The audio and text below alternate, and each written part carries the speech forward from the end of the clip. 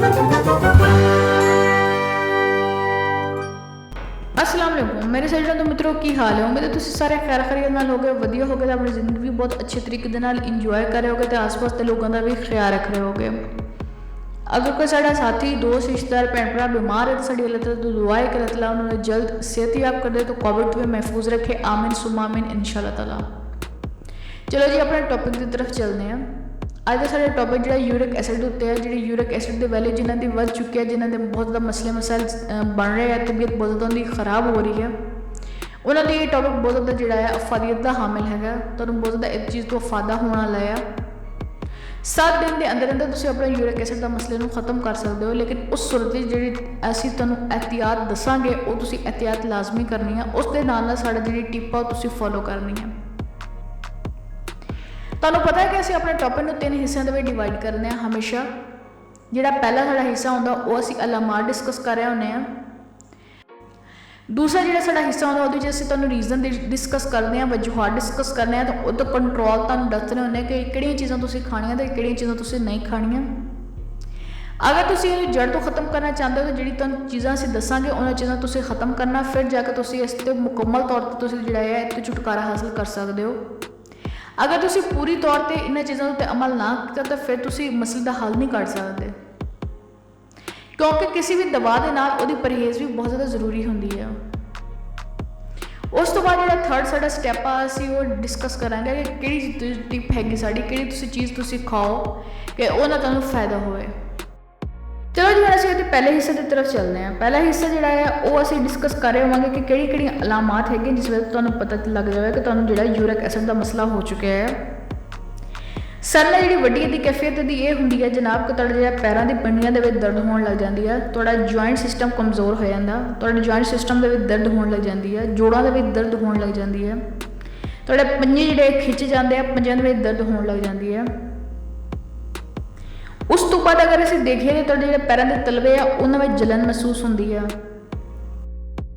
उस तो बाद तुहाडे जिहड़े सांस का भी मसला बन जाता है। इहदे नाल सांस का मसला इस वक्त थोड़ा बन जाता है कि तुहाडी जिहड़ी ऑक्सीजन जिहड़ी हुंदी है ब्लड के अंदर जिहड़ी ऑक्सीजन का लैवल हुंदा वो घट जाता है, डिहाइड्रेशन हो जाती है। जो डिहाइड्रेशन हुंदी है तो उहदे विच तुहाडे जिहड़ा सांस का मसला है वह भी बन जाता है। ये जरूरी नहीं है कि सांस का मसला सिर्फ दिल के लोगों को होवे या दमा के लोगों को होवे। जिहड़े यूरिक एसिड के लोग होंदे आ उन्हां भी सांस की कैफियत जिहड़ी हुंदी है वो हो जाती है, सांस की प्रॉब्लम उन्होंने भी होने लग जाती है। अगर किसी भी बंदे नूं ये अलामात जाहिर होने लग जाए तो समझ लो तुहानूं जिहड़ा यूरिक एसिड का मसला हो चुका है। तुसीं लैबोरेटरी जाओ, लैबोरेटरी जाके यूरिक एसिड नूं एक दफ़ा चेक करा लो। इन्ना महंगा टेस्ट नहीं हैगा, तुहानूं इहदी वैल्यू दा ते तुहानूं पता लग जाएगा कि तुहानूं की इहदा जिहड़ा है तरीका इलाज तुहानूं करना चाहिए है, कि तुहानूं यूरिक एसिड का मसला हैगा या नहीं हैगा, तुहानूं इस अलामत का पता लग जाएगा। अगर तुहाडी कैफियत यूरिक एसिड वाली होवे तो फिर तुसीं इन्हां जिहड़ी एहतियात असीं दसांगे ये लाजमी तुसीं एहतियात पहले करनी है, तो उहदे नाल नाल तुसीं तरीका इलाज भी इस्तेमाल करना है। अच्छा जी इहदी जिहड़ी परहेज़ आ वो की हैगी परहेज़ तुसीं ये करनी है लाजमी कि तुसीं जिहड़ा है ठंडा पानी, पीज़े, बर्गर, शवारमे, होटल के खाने, उहदे नाल नाल तुसीं टमाटर नूं भी बंद करना है।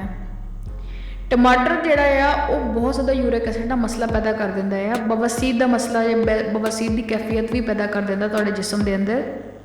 जिहड़ियां भैणां खाने दे विच टमाटर का बहुत ज़्यादा इस्तेमाल करदियां ने, अगर नहीं छड़ सकदियां तो एक टमाटर इस्तेमाल करन,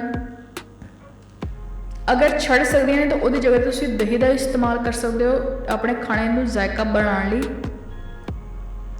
अपने खाने के जायके में मेनटेन रखने लिए अगर तुम टमाटर छड़ सकते हो तो वो जगह तुम दही का इस्तेमाल कर लो, तो जो खाने का जायका बिल्कुल ही चेंज नहीं होएगा, तो तुम्हें पता भी नहीं लगेगा कि तुम टमाटर का इस्तेमाल किया या नहीं किया।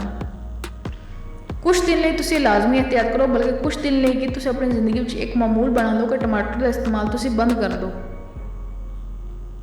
इतना जो मसले बहुत खत्म हो जाने कि तुम्हें पता लग जाएगा कि अगर तुम देखो टमाटर को पका के तुम लैबोरेटरी लैके जाते हो, वो जाकर तुम चेक कराओ कि ये PCISR वैल्यू कितनी है, तो तुम्हें पता लग जाएगा तुम कार्बोलिक एसिड खा रहे हो। इसलिए तुम टमाटर का जोड़ा इस्तेमाल आ बंद कर देना, वड्डा गोश्त तुम बंद कर देना, आलू तुम बंद करने हैं। हुण असीं इलाज की तरफ चलते हैं। यदा इलाज की है, एक चुटकी तुम अजवाइन की ले लैनी, 1 टेबल स्पून तुम सौंफ का ले लेना, 1 ਚਮਚ ਤੁਸੀਂ ਜਿਹੜੀ ਖੁਸ਼ਕ ਪੁਦੀਨੇ ਦੀ ਲੈ ਲੈਣੀ। ਇਹਨਾਂ ਤਿੰਨਾਂ ਚੀਜ਼ਾਂ ਨੂੰ ਤੁਸੀਂ ਮਿਕਸ ਕਰ ਦੇਣਾ। ਇਹਨਾਂ ਤਿੰਨਾਂ ਚੀਜ਼ਾਂ ਨੂੰ ਤੁਸੀਂ ਮਿਕਸ ਕਰ ਦੇਣਾ। ਮਿਕਸ ਕਰਕੇ ਤੁਸੀਂ ਇਹਦਾ ਕਾਵਾ ਬਣਾ ਲੈਣਾ। ਕਾਵਾ ਬਣਾ ਕੇ ਉਸ ਤੋਂ ਬਾਅਦ ਤੁਸੀਂ ਠੰਡਾ ਕਰੋ ਕਾਵੇ ਨੂੰ। ਤੁਸੀਂ ਸਵੇਰ ਜਾਂ ਸ਼ਾਮ ਜਿਸ ਟਾਈਮ ਤੁਹਾਡਾ ਦਿਲ ਕਰੇ ਤੁਸੀਂ ਦਿਨ ਦੇ ਵਿੱਚ 1 ਵਾਰੀ ਇਹਨੂੰ ਇਸਤੇਮਾਲ ਕਰਨਾ। 7 ਦਿਨ ਦੇ ਵਿੱਚ ਤੁਸੀਂ ਇਸਤੇਮਾਲ ਕਰੋ। ਸਾਹ ਨਾਲ ਪਰਹੇਜ਼ ਵੀ ਰੱਖੋ। ਉਸ ਤੋਂ ਬਾਅਦ ਤੁਸੀਂ ਜਾ ਕੇ ਆਪਣਾ ਯੂਰਿਕ ਐਸਿਡ ਦਾ ਟੈਸਟ ਕਰਾਓ। ਇਨਸ਼ਾਅੱਲਾ ਤਾਲਾ ਤੁਹਾਡਾ ਟੈਸਟ ਜਿਹੜਾ ਹੈ ਉਹ ਨੈਗੇਟਿਵ ਤੁਹਾਨੂੰ ਮਿਲੇਗਾ। ਉਮੀਦ ਹੈ ਜੀ ਤੁਹਾਨੂੰ ਅੱਜ ਦੀ ਵੀਡੀਓ ਜ਼ਰੂਰ ਪਸੰਦ ਆਈ ਹੋਗੀ। ਤੇ ਆਪਣਾ ਢੇਰ ਸਾਰਾ ਖਿਆਲ ਰੱਖਿਓ ਤੇ ਆਪਣੇ ਆਸ-ਪਾਸ ਦੇ ਲੋਕਾਂ ਦਾ ਵੀ ਖਿਆਲ ਰੱਖਿਓ ਤੇ ਸਾਡੇ ਚੈਨਲ ਨੂੰ ਸਬਸਕ੍ਰਾਈਬ ਕਰ ਦਿਓ ਤੇ ਬੈਲ ਆਈਕਨ ਨੂੰ ਵੀ ਪ੍ਰੈਸ ਕਰ ਦਿਓ। ਤੇ ਇਨਸ਼ਾਅੱਲਾ ਅਗਲੀ ਵੀਡੀਓ ਨਾਲ ਮਿਲਦੇ ਹਾਂ। ਤਬ ਤੱਕ ਰੱਬ ਰਾਖਾ ਤੇ ਅੱਲਾ ਹਾਫਿਜ਼।